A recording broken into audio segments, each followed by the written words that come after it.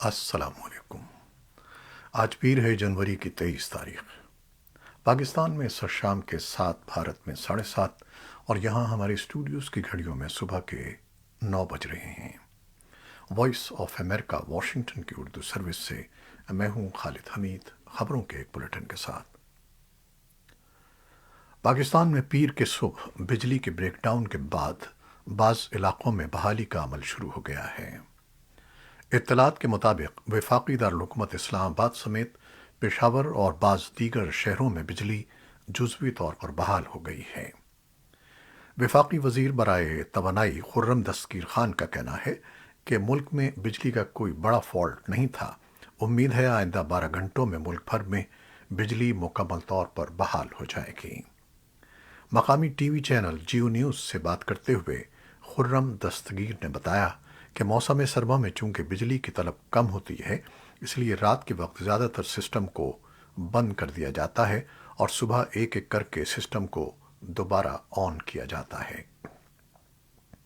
خرم دستگیر خان کا کہنا تھا کہ ایک محتاط اندازے کے مطابق اگلے 12 گھنٹوں میں بجلی کی فراہمی مکمل طور پر بحال ہو جائے گی۔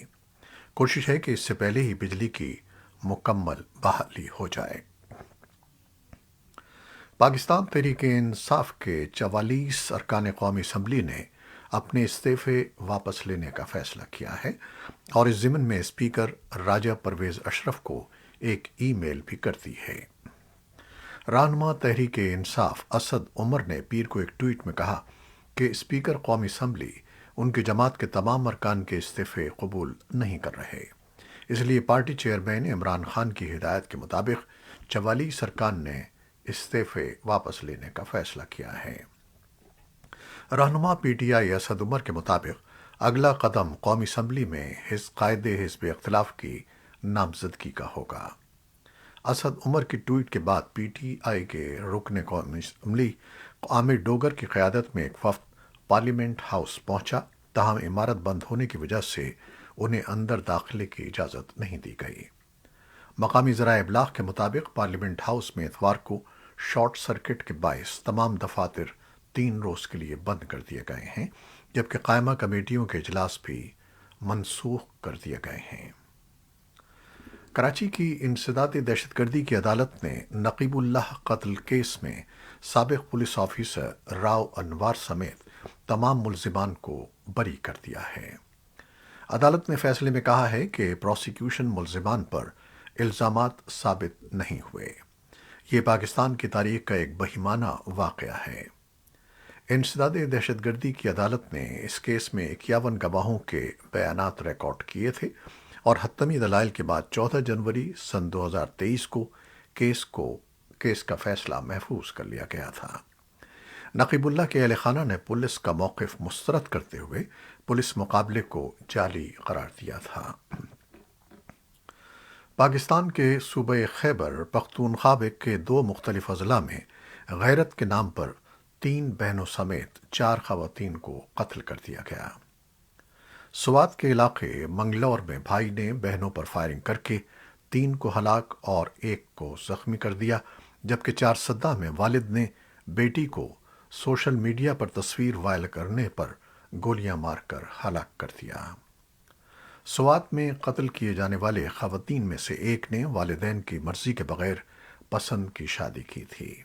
سوات پولیس نے ملزم بھائی کو گرفتار کر کے تفتیش شروع کر دی ہے، جبکہ چارسدہ میں ملزم فرار ہونے میں کامیاب ہو گیا ہے، جس کی گرفتاری کے لیے کوششیں کی جا رہی ہیں۔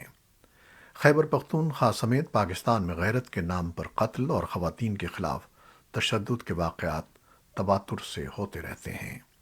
ان واقعات کی روک تھام کے لیے قانون سازی بھی کی گئی ہے، مگر تجزیہ کاروں کے بقول ان قوانین پر عمل درآمد نہ ہونے کے باعث تشدد کے واقعات پر قابو نہیں پایا جا سکتا۔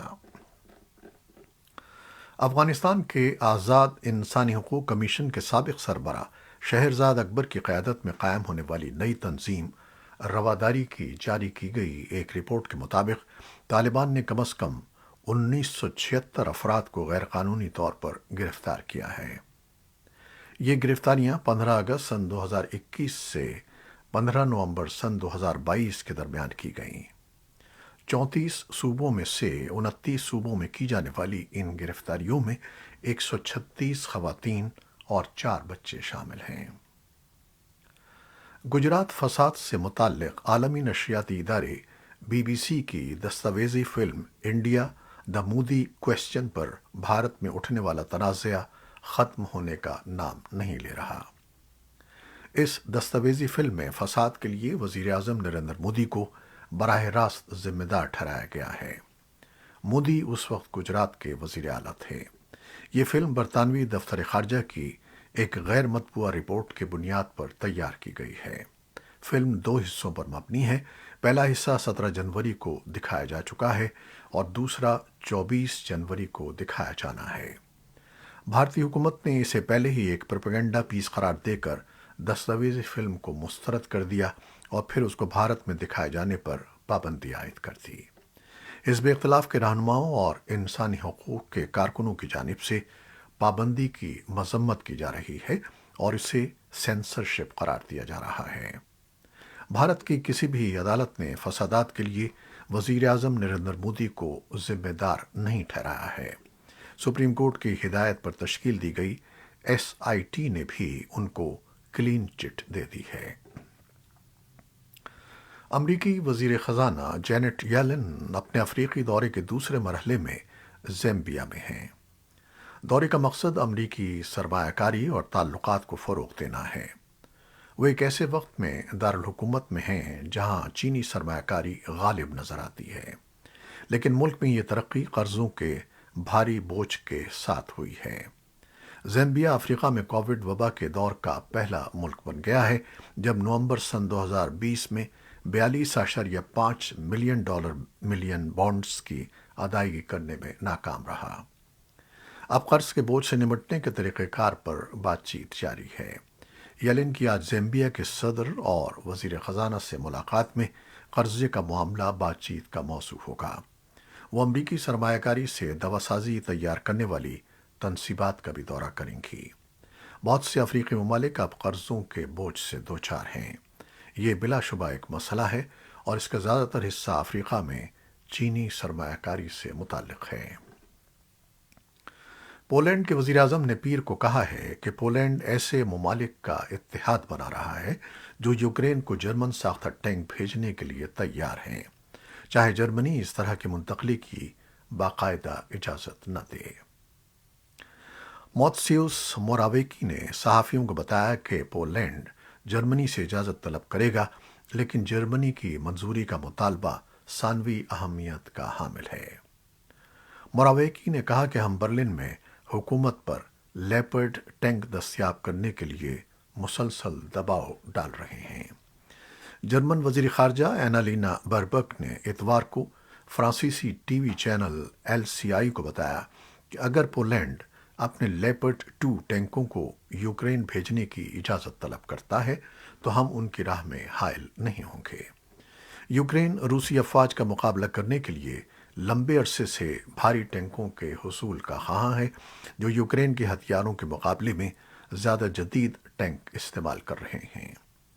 یوکرین کے وزیر دفاع اولیکسی ریزنکوف نے گزشتہ ہفتے وائس آف امریکہ کی یوکرین سروس کو بتایا کہ یوکرین کے فوجی پولینڈ میں لیپرڈ 2 ٹینک استعمال کرنے کی تربیت شروع کریں گے۔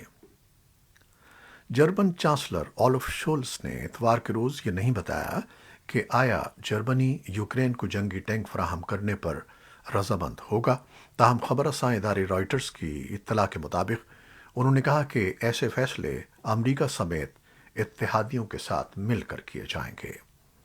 فرانسیسی صدر ایمانوئل میکرون نے کہا کہ وہ یوکرین کو لیکر ٹینک بھیجنے کے امکان کو مسترد نہیں کرتا، تاہم انہوں نے خبردار کیا کہ ٹینک بھیجنے سے فرانس کی سلامتی کو خطرہ نہیں ہونا چاہیے اور نہ ہی یوکرین اور روس کے درمیان جنگ کو بڑھنا چاہیے۔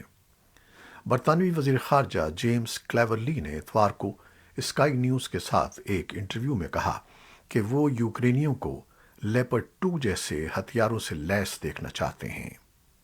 امریکی ایوان کی خارجہ امور کی کمیٹی کے نئے ریپبلکن چیئرمین مائیکل میک کال نے اے بی سی کے پروگرام دس ویک کو بتایا کہ امریکہ کو اپنے ابرامز جنگی ٹینک यूक्रेन को देना चाहिए ताकि जर्मनी को भी अपने लेपर्ड 2 भेजने की तरगीब मिले। डेमोक्रेटिक सेनेटर क्रिस कून्स ने भी एबीसी को बताया कि अब वक्त आ गया है कि एब्राम्स टैंकों की फराहमी के बारे में अमरीकी खदशात को दूर किया जाए।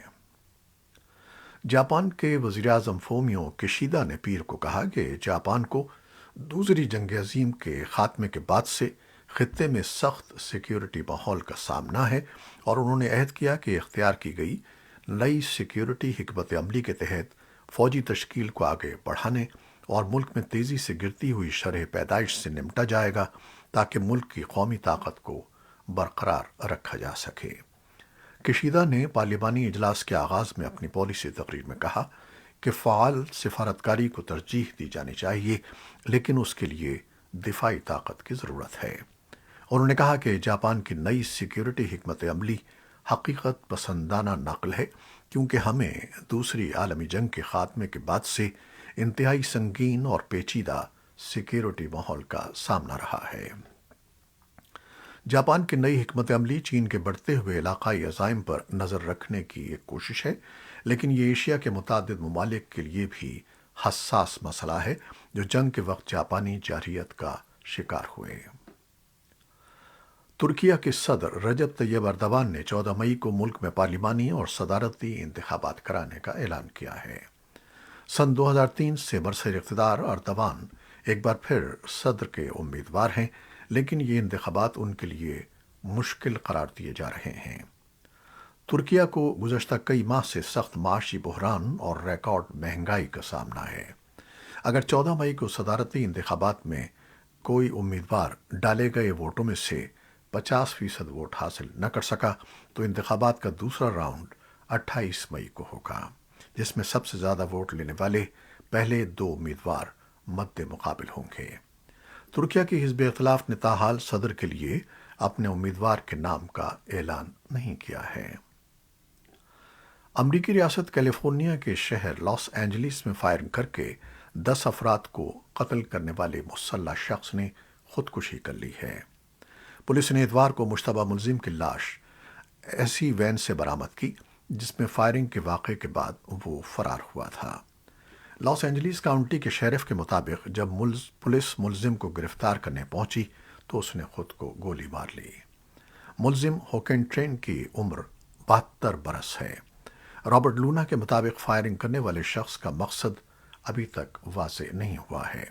फायरिंग का ये वाक़या हफ्ते को लॉस एंजलिस के इलाके मॉनेटरी पार्क के एक डांस क्लब में पेश आया, जहां चीन के नए कमरी साल का जश्न मनाया जा रहा था। लॉस एंजलिस के इस इलाके में एशियाई नजात लोगों की अक्सरियत है। हुक्काम के मुताबिक मुलजिम ने एक और हॉल में भी फायरिंग की कोशिश की थी, लेकिन वो उसमें कामयाब नहीं हो सका था। इंडोनेशिया के जजीरा बाली में चीन से तकरीबन 3 सालों में बराह रास्त पहली परवाज पहुंच गई है, क्योंकि कोविड वबा की वजह से ये परवाजें मुअत्तल कर दी गई थीं। चीन के जनूबी सूबे गुआंगडोंग के शहर शेनज़न से इतवार को इंडोनेशिया की लाइन एयर के चार्टर्ड तैयारे में कम से कम 210 अफराद सवार थे। चीन के सख्त बैन अल-अक़वामी सफरी पाबंदियों को ख़त्म करने के फैसले के बाद ये परवाज़ मुमकिन हुई। चीन में नए कमरी साल के मौके पर इस परवाज़ का आगाज़ हुआ है, जिसे इतवार को मनाया गया था। लाइन एयर के तर्जुमान के मुताबिक इब्तदाई मरहले के दौरान हफ्ते में इस रूट पर एक ही परवाज़ चलाई जाएगी। ये थी वो खबरें जो फेसबुक लाइव पर हमने आपके लिए पेश की। हमारी वेबसाइट, यूट्यूब और पॉडकास्ट पर ये बुलेटिन आपके लिए पोस्ट कर दिया जाता है। आप हमारे बुलेटिन को शेयर करते हैं और अपने कमेंट्स में अपनी मोहब्बतों का इजहार करते हैं, जिसके लिए हम आपके बेहद ममनून हैं। अपनी इन काविशों को जारी रखिएगा। न्यूज़ एडिटर बहजत जिलानी के साथ खालिद हमीद को अब इजाज़त दीजिएगा। अल्लाह हाफ़िज़।